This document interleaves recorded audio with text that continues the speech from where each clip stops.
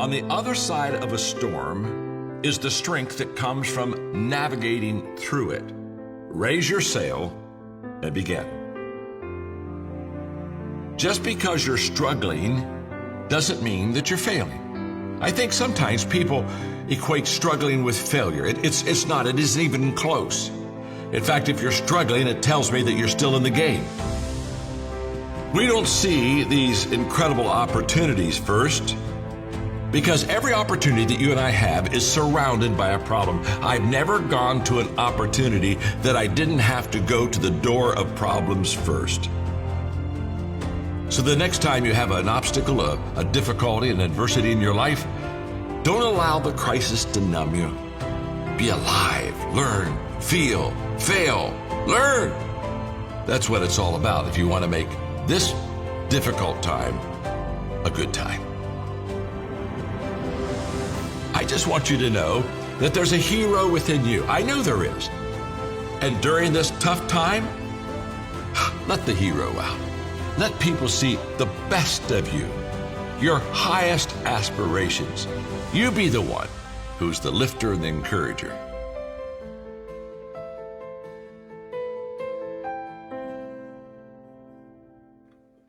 Hey, welcome again to the John Maxwell Leadership When It Matters Most Leader Series. Now, some of you have been watching now for almost 12 weeks, and you know when crisis happens, leaders show up. John has challenged us whether we're a player or a pretender. And it was about 2 weeks ago that John looked at me and said, Mark, I've been talking a good bit with a lesson or with something to share. Now I want to interact with leaders who are leading when it matters the most. I've got to tell you, we will have some good ones. We had a good one last week, but today on June the 15th, I'm going to tell you, this guy that you're seeing right now is someone that John and I thought of immediately. This is a leader's leader. Now, no pressure, Casey, but I'm going to tell you, man, you look good. How did John and I yet again not get the memo about a hat? Yeah, no movement gear at all. And I was disappointed. I thought you'd be wearing your jackets or something, man. I try to keep you flush with gear. Yeah, I have the movement T-shirts that I take my long walks in. Oh yeah, we've been sending workout videos back and forth. John will send me a video just drenched in sweat. I love it. That's he's using. It's like seeing one of John's books and the pages are all tattered. Man, we're using the material. All right, so Casey, your wife is big into fitness, but John, you got to share Casey and our entire audience. How much of you has disappeared through coronavirus? Well, 32 pounds so far, but I don't, Case, you probably can't see this. I'll send this to you, but I want to show you a picture of yesterday. I walked yesterday. Well, in the last 3 days, I've walked 26 miles, and that's me, buddy. I'm out there. I'm out there sweating yesterday. I just did about 7 yesterday. Plus, I did a mile swim yesterday. But anyway, I'm not there. I've got another 15 to go, and then of course I do my 73 push-ups every day, and you're always doing that too for me. So, but anyway, I'm loving it, and my goal is to hang around a long time. Really, it is. There are so many exciting things happening in our life and in the John Maxwell enterprise that honestly, I got all these younger people around me, and I want to hang. I want to hang with them until they all retire. You follow what I mean? Yeah. So people that are listening think they want to hang with you.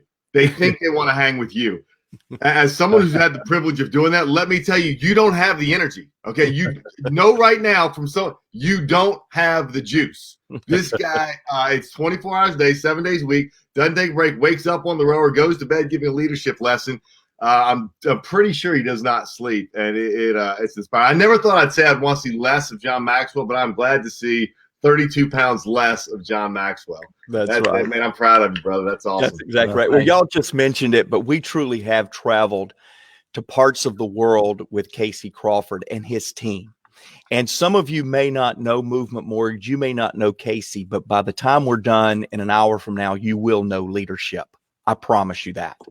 Casey, speaking of crisis, you started a mortgage company in 2007, 2008. Don't know what you were thinking, but I want you to share a little bit of your story. And please, don't spare the details, because this is a humble leader right here. Tell us what your team is doing today. Tell us a little bit about the journey and what it's been like to lead beginning in crisis and now through crisis.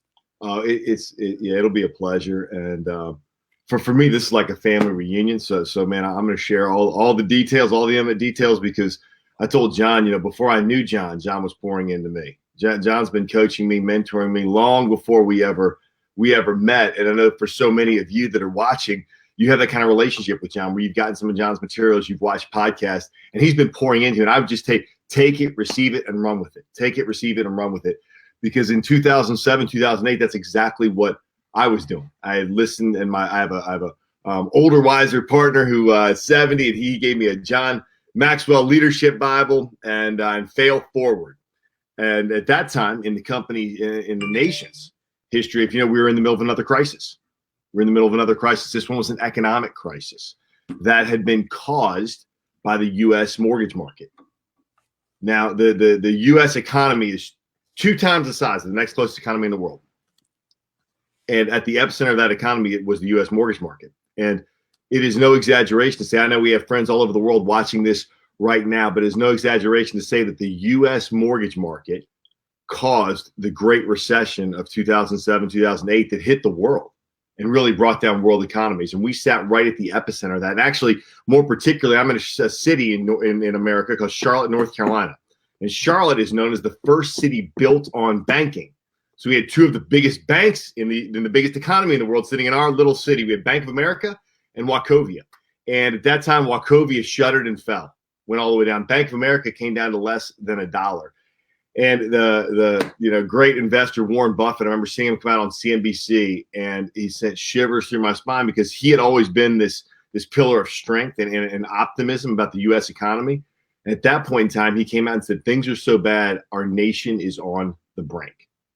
Our nation is on the brink. And he always has some good, just hang on, it'll be great for America long term or something. And he said, our nation is on the brink. And I'll never forget that. That was just a poignant memory to me. And so, as a leader, John had taught us, what are you doing in times of adversity? What do you do in times of adversity? And we are always looking to add value to people's lives. And in deep, deep times of adversity, then and now, there's probably more opportunity. It's more apparent in how you can add value to people's lives. They're screaming for it. And the value that was needed at that time in 2007, 2008 was for a financial services company, particularly a mortgage company in the U.S., to step up and tell a new story in mortgages.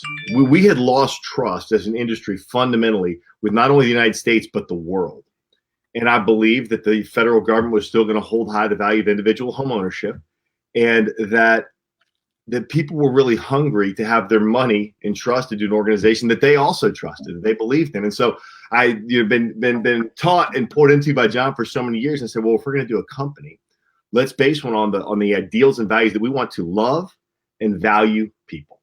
We want to love and value people. And so we said, we exist. I said, you're supposed to come up with a mission statement, right? And there was 2 of us. So we had to have a mission statement. I said, we're going to exist to love and value people. So, well, how do you do that? I said, well, we're going to do it by leading a movement of change in our industry, in the financial services industry in the United States, in corporate cultures more broadly, because we didn't want to just be about us. Whatever we did, we wanted to be big enough to export, and then communities around the world.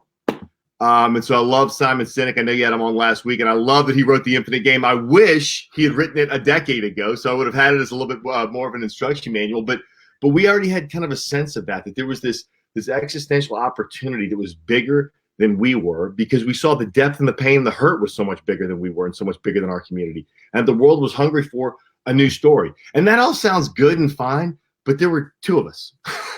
2 of us. And so we had this monster vision to be a movement of change in our industry and corporate cultures and communities around the world. And then there were 2 of us. And how do you start? I mean, I love some of those questions I saw you all answer last week, because even with the biggest of visions of it, with a deep desire to transform corporate cultures, I mean, that's a pretty big one, right? And then transform communities around the world. That's even larger one. Where do you start? And man, you do the next right thing. You love and value and transform the relationships you're in. You love and value and bring value to those around you. And so we began just that. We started to architect a company in every way, shape, and form that we could imagine, and say, hey, if we were going to wake up and work for our dream organization, what would it look like? And we just started to try to build movement with that in mind, thinking about a healthy, vibrant community that we always wanted to be a part of. And we wanted it to value who we were professionally and who we were personally. And so I said, man, if we just have professional success and we blow personal lives up in the meantime, we're a failure. We're a complete failure. And so I said, it's imperative, and it's a non-negotiable that we're going to pour into our people to have personal and professional success. And over the last 12 years, it's been an incredible journey. We'll close about, I don't know, 1 out of every 40 home purchases in the U.S. this year.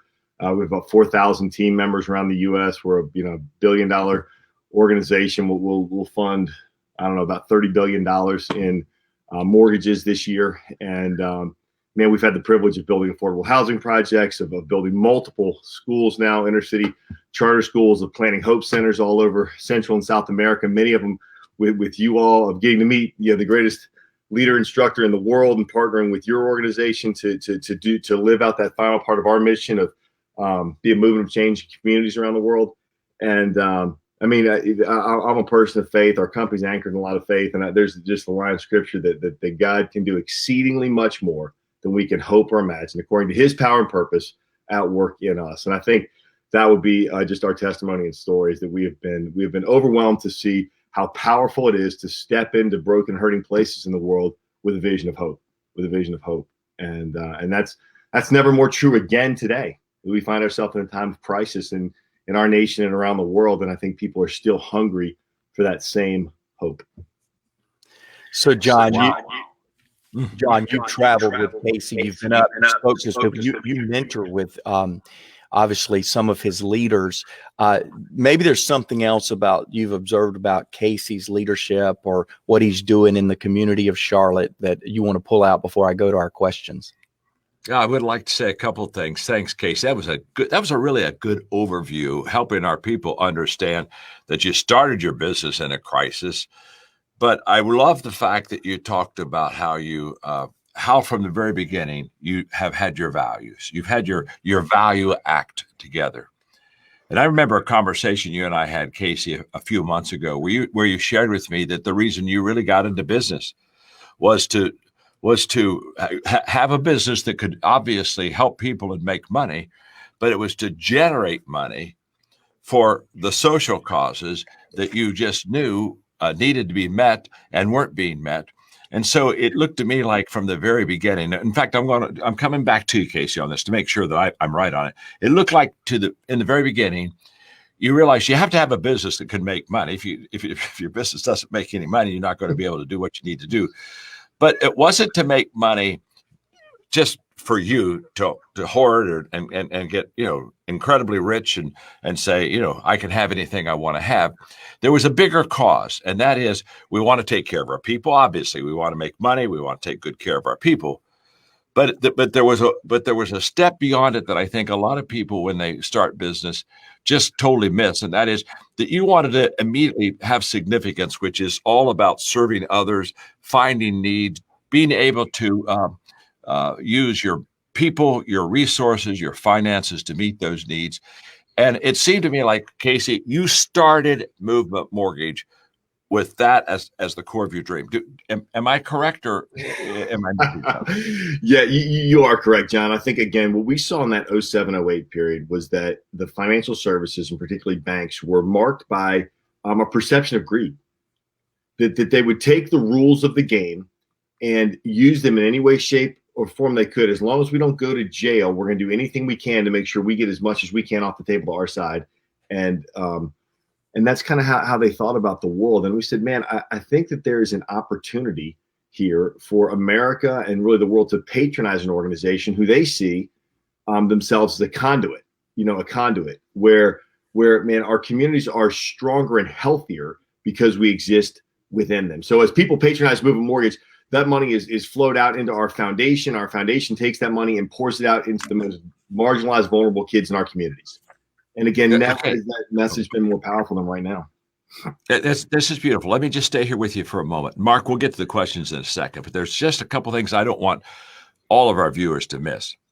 So it seems to me that you had that you put values and vision right together. Oh, yeah. And it's not either or, it's both and. And it seems to me like you had a vision lift. And I know the story again, and maybe you'll need to take a moment and share with our viewers this story. But I know your vision was to be able to turn mortgages around much quicker than I think the 90-day period where people just had to wait for 90 days. And you said, no. There has to be a quicker way, a better way, so that people can know that A, they're going to get their money, and B, they can get it a lot sooner. So you had a different vision than most of the mortgage companies to turn the loans around quickly, which is a vision lift. You had that was something that was creative, that kind of distinguished you, that set you apart, that marked you, and so now people are coming to Movement Mortgage because they don't have to wait 90 days. So you did a vision lift, and then you started the company with what I call a values lift, and that is we're going to live beyond ourselves. And I think that is so important to all of us right now, right with what we're going through, that you really have to have both. You have to have a vision lift. You got to have an idea or a thought that marks you and sets you apart so that you can have what I call the edge, the business edge, so that you can, get out in front of the race. Yes. But you also, if you had the values lift, it's kind of like the soul of why you do it. And the vision lift is seeing something's a little different. Would you agree with that you had kind of like the values lift and the vision lift almost from the very beginning that maybe helped set you apart? 100%. And so we talk about excellence a lot. And I also think we talk about bringing value to other people. And I think at that time, we were asking the question. It's a great question. I had a friend of mine tell me, said, always ask, who is my customer and what problem am I trying to solve? And in 07, 08, the problem that was solved was where banks were taking months to get mortgages done. People couldn't buy houses because the banks couldn't get the loans processed. So the fundamental business problem we were going to solve is, hey, we are going to streamline this process, make it easier, faster, and simpler for consumers. That is how I'm going to bring value to their life. They want to own a home. It's the number one thing they can do to help themselves create wealth in the United States. We're going to help them do that more easily. Fundamental, right? Just bring value to their life in that way. Secondarily, hey, we have this vision that if we do that really well, if we help them and serve them in that way really well, that they would also really appreciate being a part of an organization and patronizing an organization that had a more transcendent, infinite purpose to the wealth that it was creating. That while it's encouraging to see, if you have a stock portfolio, get a dividend check from a bank that you're invested in, fundamentally, most of the money, 99.9% of the money generated by the largest financial institutions in the world go to the wealthiest in the world. It stays right in those in those circles. And what we say is actually we want to think about how we can reinvest in our most marginalized, most vulnerable kids in our communities, because we know we're as strong as our weakest link. And man, if our kids aren't succeeding in communities, our communities aren't thriving and succeeding. And so we've been able to. We've been able to donate over $500 million in equity into our foundation, and we'll be dispersed about $100 million in cash this year, back out into building schools to really love and pour into our most marginalized kids and give them a transformative future. Where they have hope, and one where they know that they're going to be able to take part in the American dream that we've been able to take part in, as a part of Movement Mortgage. So. It was both of those things. We had to bring tangible value to people's life, and then hopefully offer them a vision of something bigger. Yeah. Okay. Look, again, Mark, I'm sorry. I'm being a hog here, but this is so good. And I'm taking notes off of him, and I don't want to miss it for myself, and I don't want all of our viewers to miss it too, because you're just laying gold out in front of us right now, Casey. And so one of the things that set you apart, and I think the reason Movement Mortgage, from in a little like 12 years, going from just two people to now the fifth, sixth largest mortgage company in America, but to me, you got the idea of getting the mortgages shorter time. Let's get them down, and you were the first to do that. Am I correct on that? Yeah, you are. Yeah, we actually re-engineered the process. And just a moment. This is so good. I don't want him to miss this.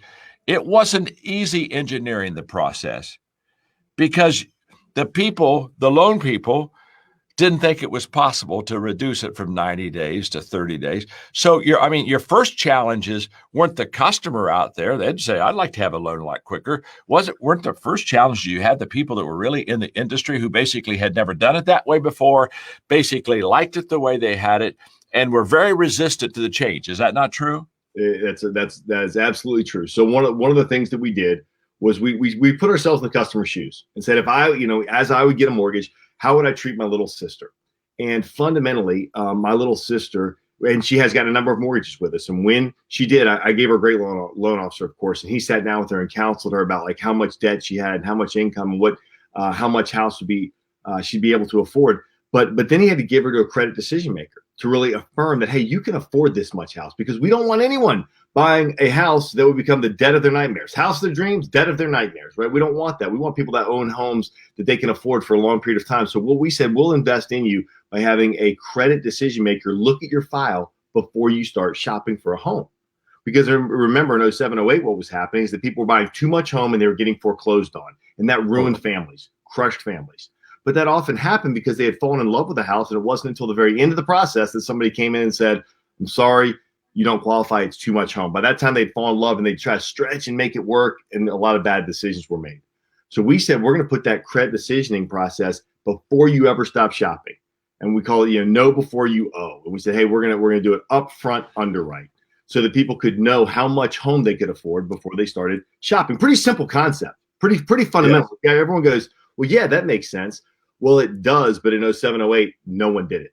Right. Because they said the most constrained resource in the industry, very, very smart people doing Six Sigma, process charts, said the most constrained resource in the industry is the credit decision-making underwriter.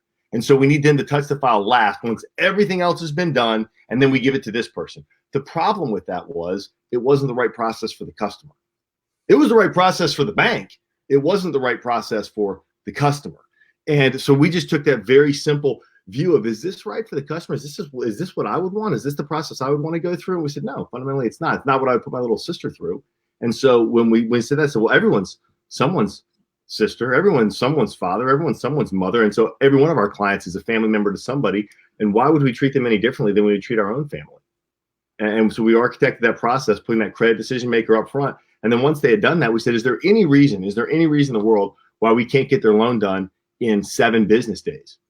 And because that's what I'd want to do for my little sister. Take all the stress and be done. Let her know, hey, we're done weeks ahead. We're not going to come sliding on 2 wheels. We're going to be done weeks ahead for you, okay? So you can relax and know that you can buy your home. And it turns out that more than just my little sister would like a process like that, where they knew how much they could afford before they started shopping.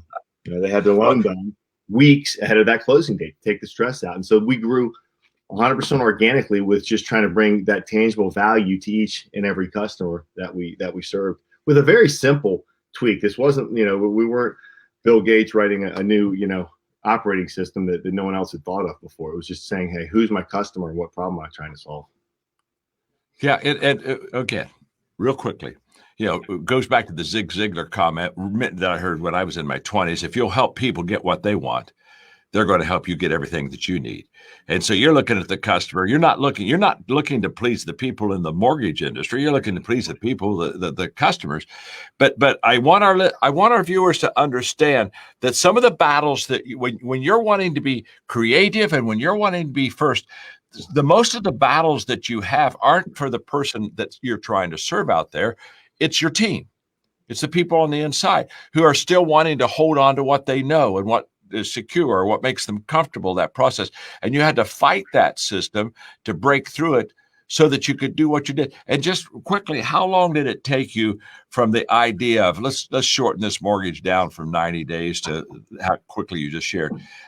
How long did it take you to convince your people? What did you do when your people on the inside were dragging their feet and they weren't convinced and they didn't want to go that way? Just give us a little bit of that touch too. Yeah. So when we came out with that statement, again, my partner Toby Harris is an operations guru and pretty definitive in decision making. And so I think it was about a Thursday, and he let us know that Monday everything would be different. We're going to do this differently. and there were a lot of blank stares. A lot of, you can't do this. But then people laughed because they just knew that Toby wasn't backing up and backing off of this vision. It's amazing, watching people live up to the expectations you place upon them. and that was a really neat thing to watch. But I will tell you that there were still doubts. Right, there were still doubts. So people begrudgingly, it was their job. There weren't a lot of jobs out there in 07, 08. So people were like, okay, we'll do this. And they started working, but there were a lot of questions, of us. And is this really right? Oh my gosh, this seems like more work. And we can never do this for every loan. And so we started taking metrics. Yes, we can. And we had to reinforce that message.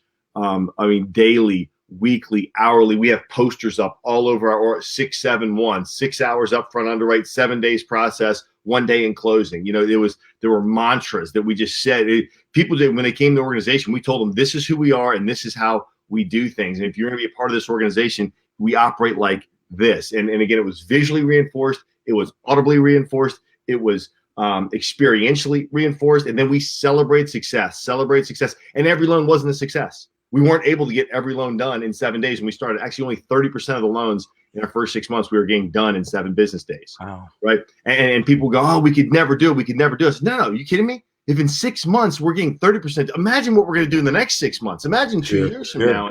And build off of it.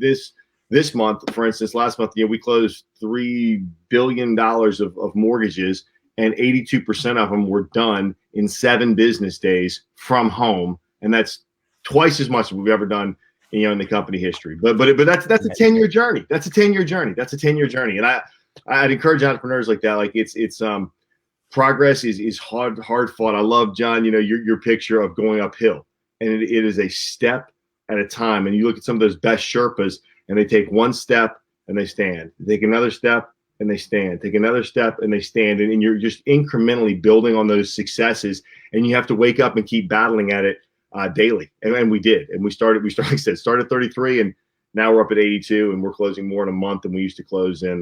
We're closing more in a week than we used to close in a year. So, okay, Casey, your story is exceptional. It's incredibly practical and it's applicable. Let's not miss this. Again, I'm so glad all of you are with us today.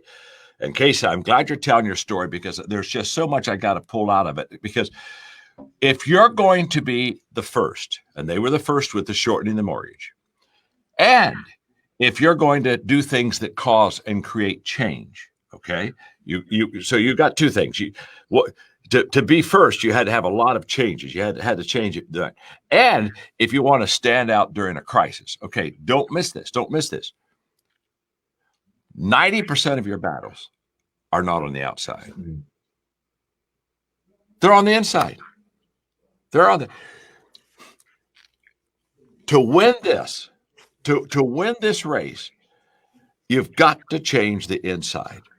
I did a talk one time many years ago. Mark, you'll remember this, called "Winning is an Inside Job." And the whole part of it is, if you can win on the inside, the outside is an automatic win. You just got to get it on the inside. And Casey, yours, and I've heard Toby tell the story that you're just telling. Your commitment to say, no, I know you think it's not possible, but it is possible, and we are going to do it, and keep all the visual stuff and all the reinforcement. You had to stay on it every day. And who were you staying on? You were staying on the people on your team. Why? Because you knew that the only way you could get to that customer with what you wanted to do is for your team to change. And so when you think about going first, or when you think about creating change, or you think about the crisis that we're in right now, and how do you set yourself apart, stand out in the crowd, distinguish yourself.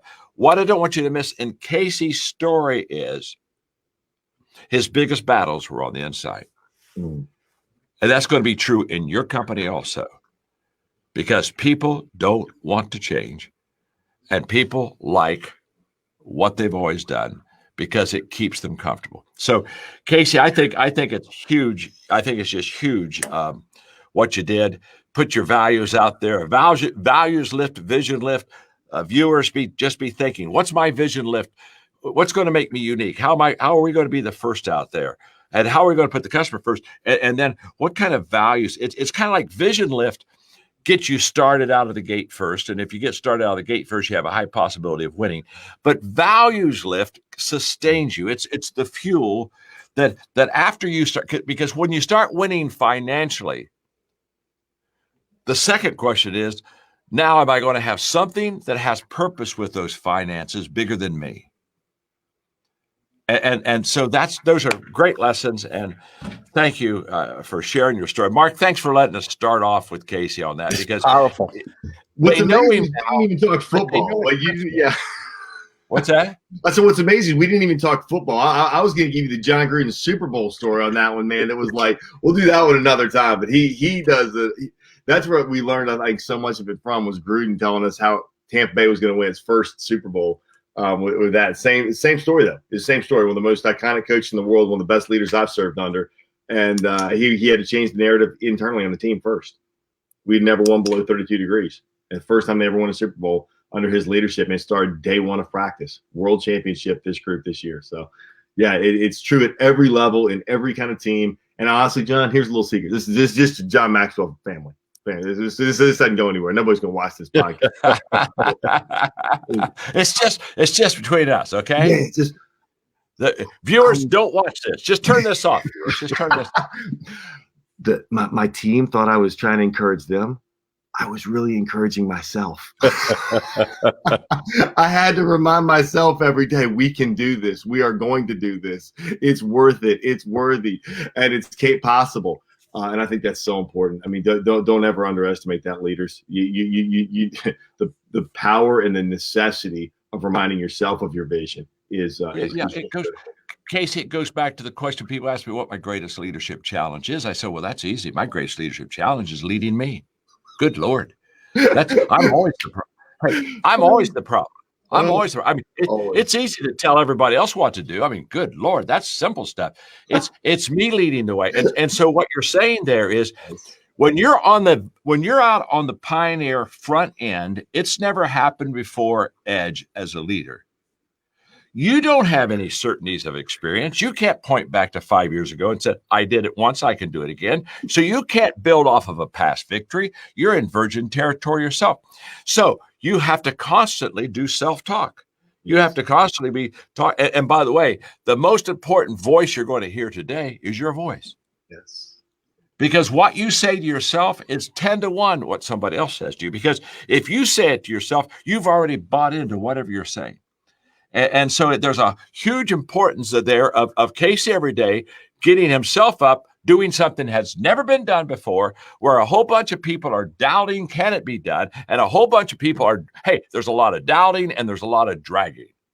And here he comes every day, gets up, and he has to talk to himself. And he has to say, this is possible. I'm going to believe it. I'm going to live it. I'm going to express it. Yes. I'm going to share it. Yes. I'm going to be the example of it. Because as the leader goes, everyone else goes. The leader knows the way, goes the way, and shows the way. And that's what you did, Casey. And what became convincing was not results, because in the beginning, you don't have results. You have them. Yeah. You don't get there in the beginning. So I always love people say, well, if we could just get a win, we could all be encouraged. You don't get a win. You get a step. Yes. And then you get another step. And then you get another step. But when the leader is on every step saying, look what we're doing. Hey, we're getting closer. We're not there, but we're getting closer. And it has that visual, beautiful modeling example. I'm with you in this. That is pure leadership. And that's the kind of leadership that gets you out of the block quick and creates change and allows you to really get some traction so that you can go the right way. Man, Casey, I'm so inspired. I'm ready to come over and I don't know, what kind of your reps? Put me in, coach. Put me in, if this coach. leadership thing doesn't work out, John, just let me know. I've lost some weight. I'm in better shape. Put me in, coach. Try me now. Hey, we're going to get into what Movement Mortgage is doing in the community. And guys, as I knew, this could go for 3 hours today. It could. But I want to stay. That's right. I want to stay with business right now. Casey, everything you just described, let's not forget, was in crisis. And I'm sure the crisis paved the way for you to be able to revolutionize the customer experience. So let's stay in that mindset, because Dan's question from Stuart, Florida, says, what is the best piece of advice you would give a business owner in the current world economy? Okay. Yeah. So I would go back to the time that the movement was birthed and founded. And it was founded in the time of crisis. And because of that time of crisis, it was evident. It was just so abundantly evident that the world was crying out for a financial services company they could believe in, that had a heart, that was going to act in the best long-term best interest of another. We define love like this. We use an operating definition of love. We say to love is to act in the long-term best interest of another. At a high school, priests give that to me. It's worked for me for a long time. Love can mean a lot of things. Other languages have multiple words for love. We define it as a verb. We say to love is to act in the long-term best interest of another. And in 07, 08, it was abundantly clear to me that in a time of crisis, the world was crying out for that. Now, we had to think about how to do that in very small, very tangible ways to bring tangible value to customers each and every day by the way we underwrote their loans, by the way we served them in the mortgage process. But we also wanted to have a bigger, more transcendent purpose that those little finite games, right, as Simon would talk about, those finite games, how they laddered up into an infinite game, right? How serving them in their individual mortgage laddered up to an infinite purpose. And I think at times of crisis, what has been really profoundly gratifying to me and encouraging to me is that when we've gone through this next season of crisis in our nation, the rallying cry back to our purpose has been much more about that infinite game that we've been playing than about the finite tactics we use to bring value at any particular season. Because frankly, we did create a movement of change. The regulatory agency in our industry right now has shifted, and they said, hey, we want lenders to let you know before you owe. I said, man, we were doing that before it was cool, before it was necessary. And that's become a standard operating practice of many of the biggest banks in America now is kind of they've replicated a lot of elements of our mortgage process. That's what leaders do. And then so now we continue to shift tactics, but our infinite purpose hasn't shifted. So I would encourage any business leaders out there right now. I love Simon Sinek. I'm so glad you guys had him on. It's like, golly, between John and Simon, those are the two authors and leaders and speakers that really poured into us. And then I used to teach Simon's Start With Why. What a great lesson he teaches. What, how, why, and businesses need to start with that why, that purpose. And I think it's all the more true today. If we're in a time of crisis, you can see our nation's hurting. Mm-hmm. Our nation's hurting. It's groaning. And man, there are in any community you're a part of, there are going to be deep and real needs that you can see that maybe could be met in some way by your organization. Now, you might have an ice cream shop.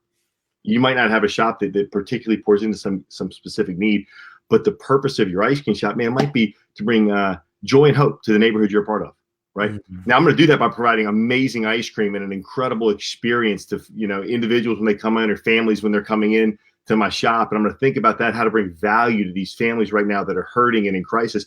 And I have a friend who runs a local restaurant here, and I've watched him. He throws big outdoor celebrations. Everyone's 6 feet apart. He brings in a DJ because he knows people are longing for community and they're longing to get out of their homes. And he's filled hundreds of people in a parking lot. I have just a small restaurant because he brought a mic and a DJ and got masks. He had masks and things and created a community event.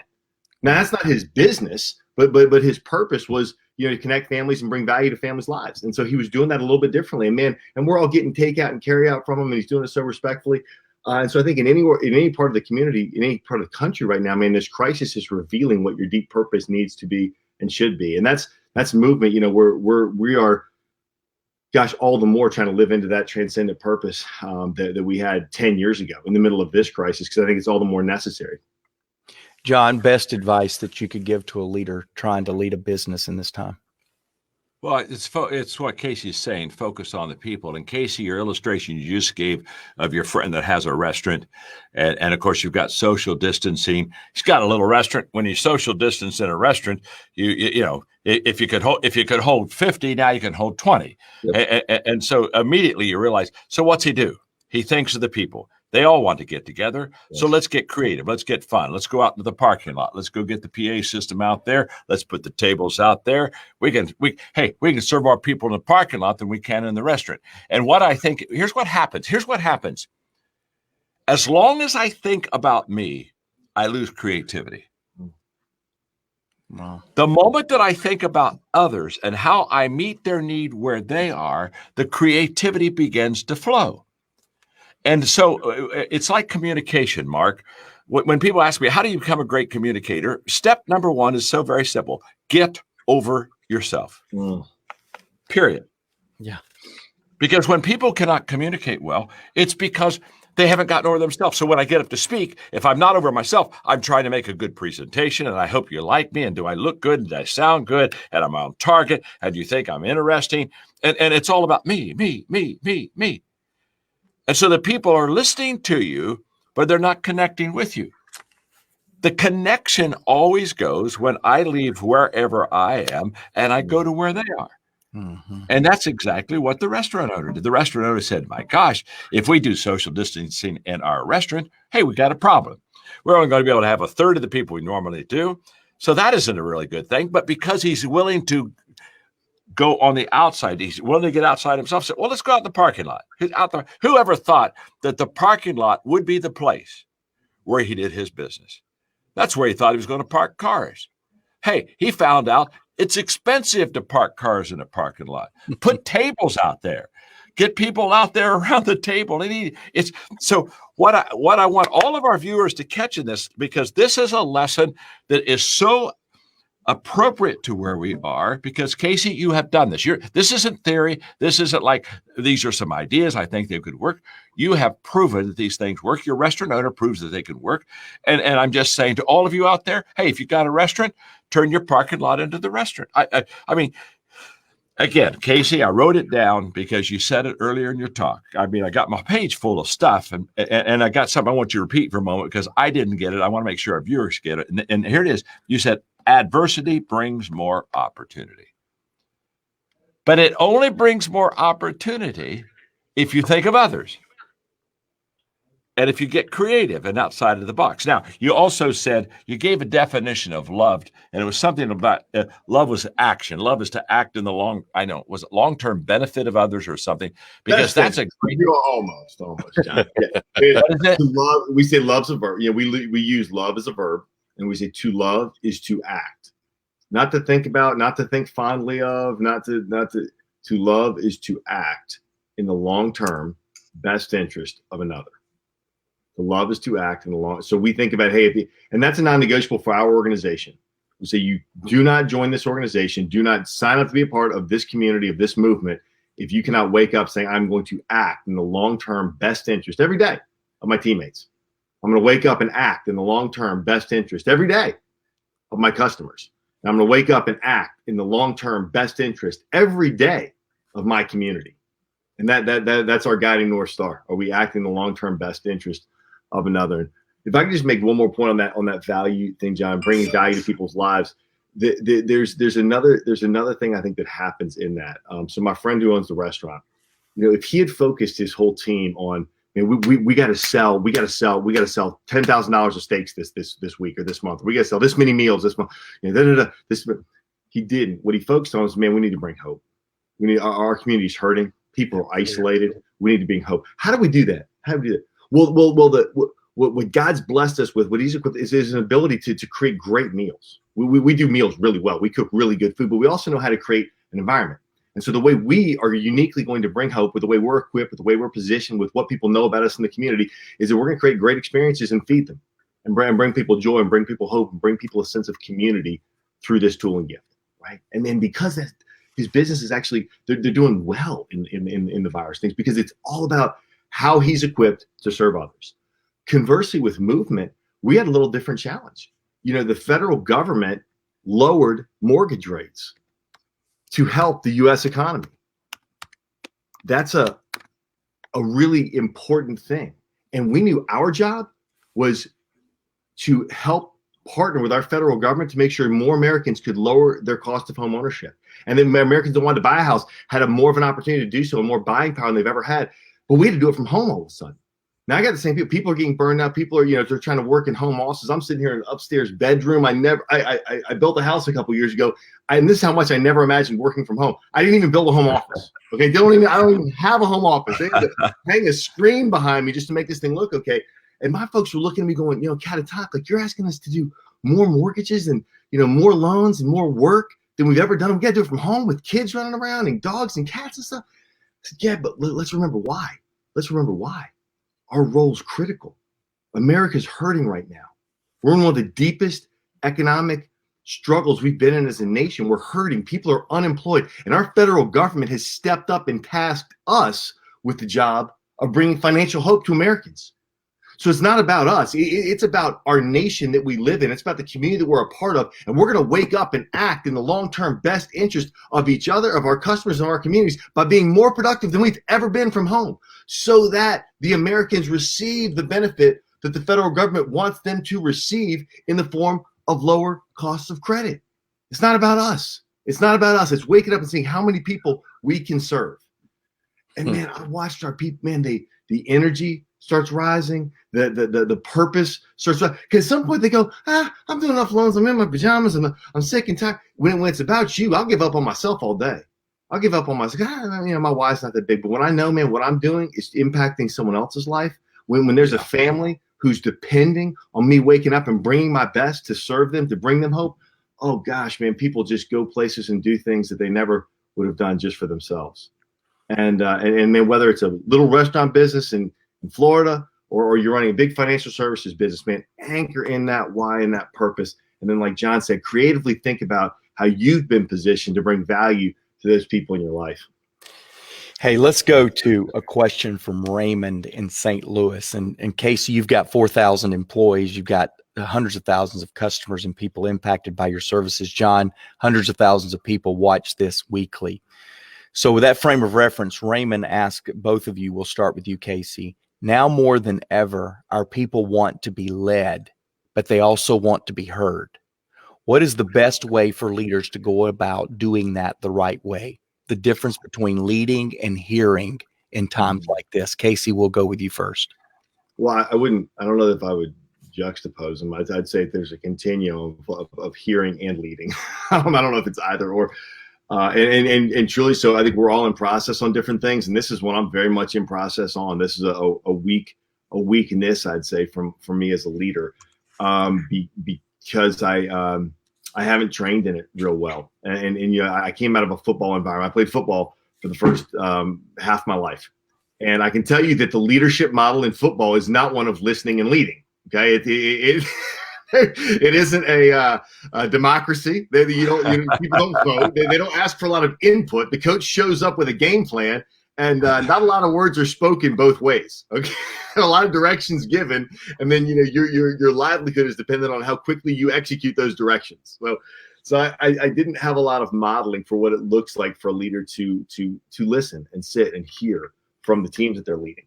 But I know that it's important, and I've read John, and John has poured into me in this regard as well, and really helped me think about this. And so I think in times of crisis like this, one of the things we did pause to do was to just pause and listen before we spoke.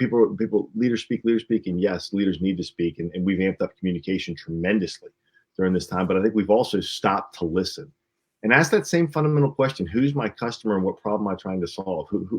What's really going on here with people in their lives, and that's been really important. It's important for me, and it's the number one thing I have to remind myself of before I want to act. Because I'm really quick to go to solutions. I'm really quick to go to action plans. I can see them, and I think I know where we need to go as an organization. I've realized that sometimes I really need to do a better job of meeting people where they are.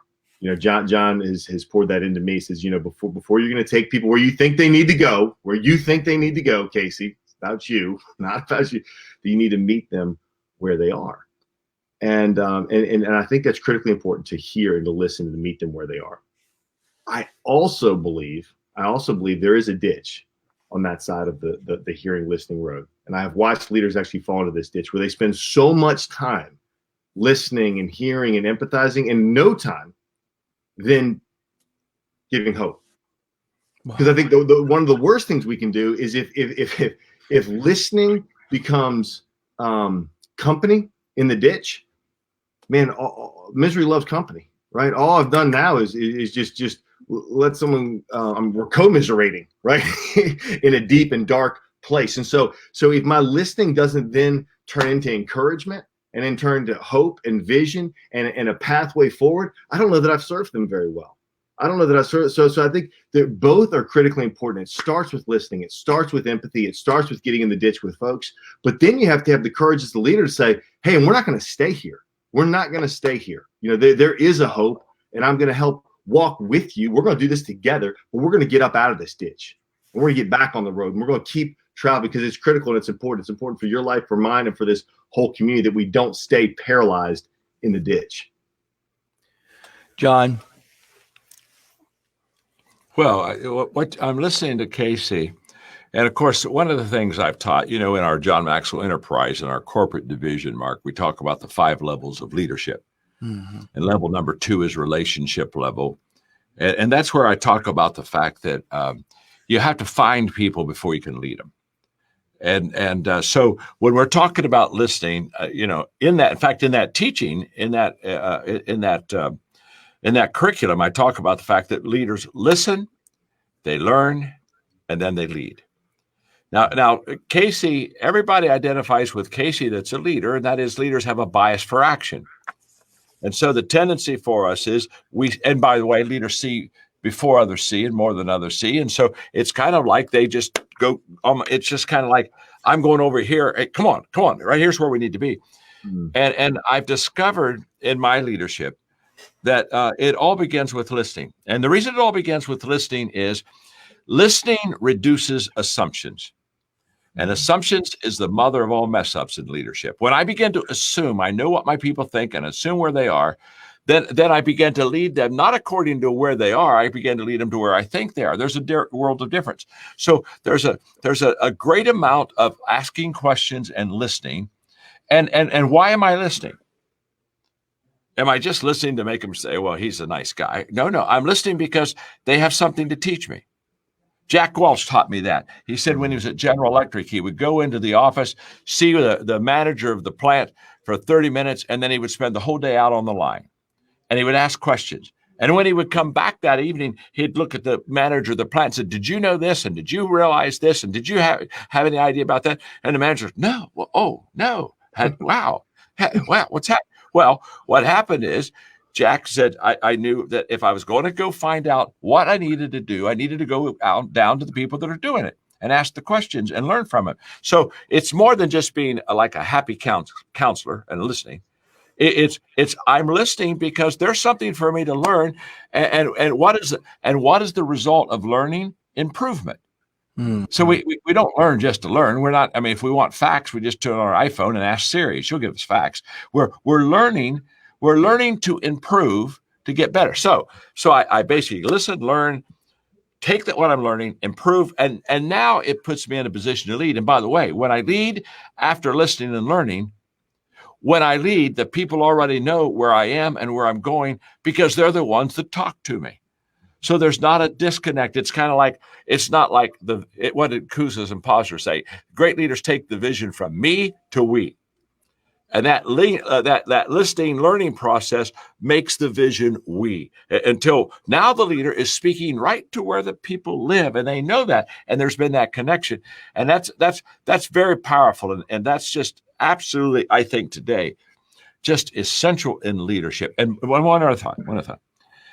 When Casey was saying, but don't get in the listening ditch and do kumbaya down there and have a pity poor me party. That doesn't. Leaders listen and learn to what? Lead. Don't forget the last part. The only reason you get to be a leader is because you lead. Okay, you can be a counselor and listen. You can be a student and learn, but only a leader listens and learns and leads. And so, what do? You lead them out of the ditch. You don't sit there and feel sorry for yourself and say, woe is me. I guess we probably won't make. No. And you're the first one to get up. You're the first one to get up. Hey, it's Casey. It's Casey every day self-talking to himself on let's reduce the mortgage time down. He's talking to himself on the way to work. He's talking to himself during the breaks. He's talking to himself because he understands that he has to lead the way. People do not find the place they need to go on their own. They never have, and they never will. And during a crisis, compound that. Wow. because they're as lost as ducks, and they just need somebody to help them. Yeah.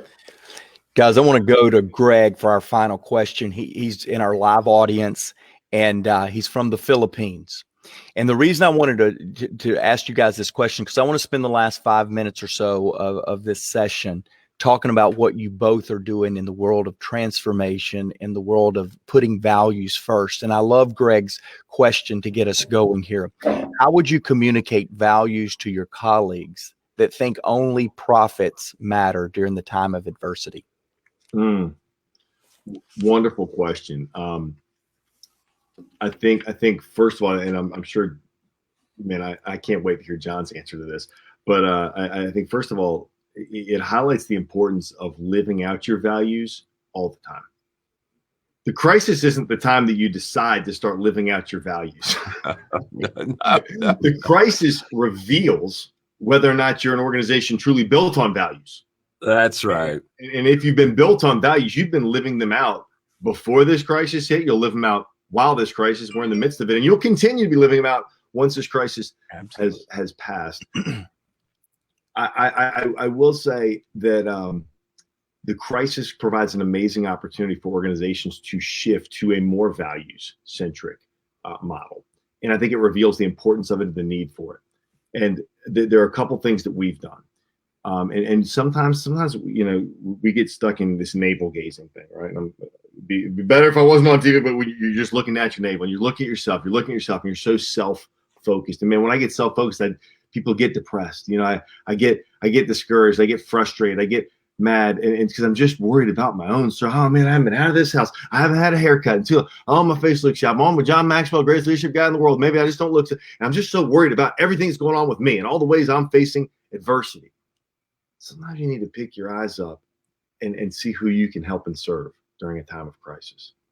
And we did a call with some of our partners, Las Marias Orphanage in Guatemala. Had a lot of our team members on it. I had my 2 little girls on it with me. I have a teenage daughter and a 10-year-old daughter. And like any teenager in America, I haven't seen my friends, and what was me and the world and everything else. And you know, it was such a wonderful experience for my family to get to sit and listen and hear from a group of young women in Guatemala that are walking through this same COVID crisis in a nation that is struggling far more than the United States, with a lot more adversity in their life than we have. And then we got to fellowship together, we got to hear each other, and we got to speak words of encouragement to one another. And so oftentimes, man, we just need to take the eyes off ourselves during a time of crisis. And profit a lot of times reflects ourselves. And we get really excited about profit because it's about us. It means something I can do for myself or something we can do in an organization. And I think it's so important during times like this. You know, we have charter schools, and our kids many of our children get 2/3 of their meals at our schools. And when all this crisis hit, people were so panicked. What am I going to do? I'm trying to stock my shelves. I'm buying 47,000 handy wipes and toilet paper and water bottles and all this kind of stuff. Man, that's why people are so worried. You know, am I going to have 6 months worth of toilet paper in my house? And this and that. I said, you know, I hear you guys say, just want to let you know that we have 1,000 kids who aren't going to get their breakfast or lunch starting tomorrow because school's canceled. And man, when we let that need be known in our community, oh gosh, the outpouring of support. I just watch people stop focusing on themselves and worried about if they're going to have 6 months of every supply in the world, and go, hey, we got to make sure that our kids have food. And people stepped up in the most generous ways, man. And when they did, they had joy. All of a sudden, their anxieties came down. If they had anxiety, it was, how am I going to help? It wasn't about me. And so I've just watched, man, this transformation happen within people when they are others focused during a time of crisis. And that makes profit and things fall away because you can see the deep adversity that is in other people's lives. And man, you experience the joy of pouring your life out into theirs. Yeah. Yep. John. You said it so well, Casey. You said it so well. Gosh. Just one little comment, Mark, and right back to you. And that is, during a crisis, what's really beautiful is, you know, I write books and I teach all these principles, but during a crisis, I get to practice those principles. And crisis separates the pretenders from the players. And if I lack values, I become a pretender very quickly during difficult times because I have nothing solid to latch onto, nothing solid to anchor on. But if I have those good values, the values not only work during a crisis, they even work better because they validate all the things that you have believed. Now they have. When you test your belief becomes a conviction. And that's the difference between belief and conviction. I believe it, but when I'm tested, it now becomes a conviction in my life. And that's true with values, no doubt. As I suspected, having you two guys on today would make our time feel limited, and it has. But it's you guys being such dynamic leaders. Here's my promise to everyone viewing today: this will not be the last time, nor will it be one of a few times that we platform Casey and John together. That's right. We have not even talked about on your right side of your screen. Casey, is movement of change. And I've visualized what that means to you and your organization. It's incredible. You mentioned charter schools, you mentioned transformation. What John and Casey are already doing and what they will do in the area of transformation will be something that every one of you not only will want to know more about, you'll want to be a part of it.